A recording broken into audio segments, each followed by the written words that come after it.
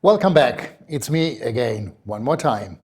We talked about getting prepared for the meeting. We talked about how to introduce a meeting, how to sit, how to look at our clients, roles and responsibility. What I would like to talk about now is the actual meeting itself and developing the project and discussing it. The third thing, really, I think it's about talking clearly and not too fast. Remember that English is a common language, but it's not necessarily our mother tongue. And anybody around the table could be from different nationalities and their English level could be different. Articulate. Do not talk fast and try to express every word clearly so that everybody understands what you're saying. When you explain the project, you need to make sure that you explain it in an orderly manner. And yet again, the preparation you've done, it's 80% of your job.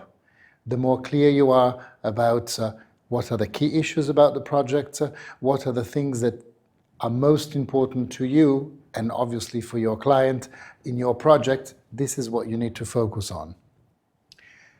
Don't lie.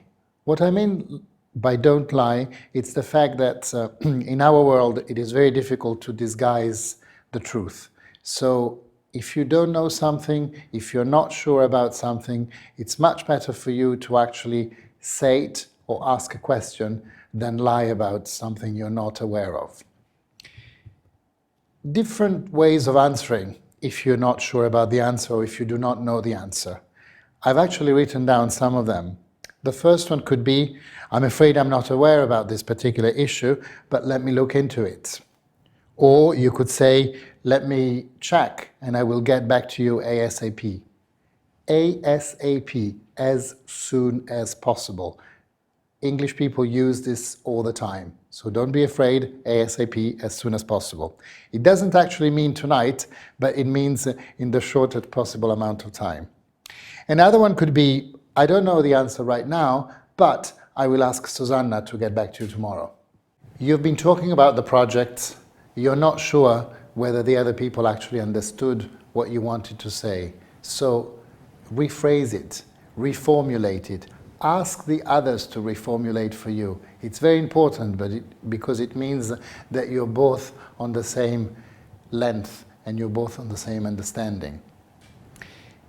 If you think that there are misunderstandings, if you think that people are not exactly on the same wavelength, please draw it, write it, get up, go to the board, make sure that you draw a visual picture, that you show images, that you maybe take materials, fabrics with you.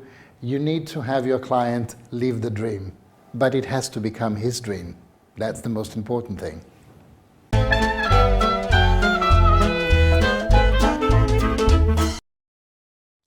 ASAP, as soon as possible. You will hear this all the time. People say it, people write it.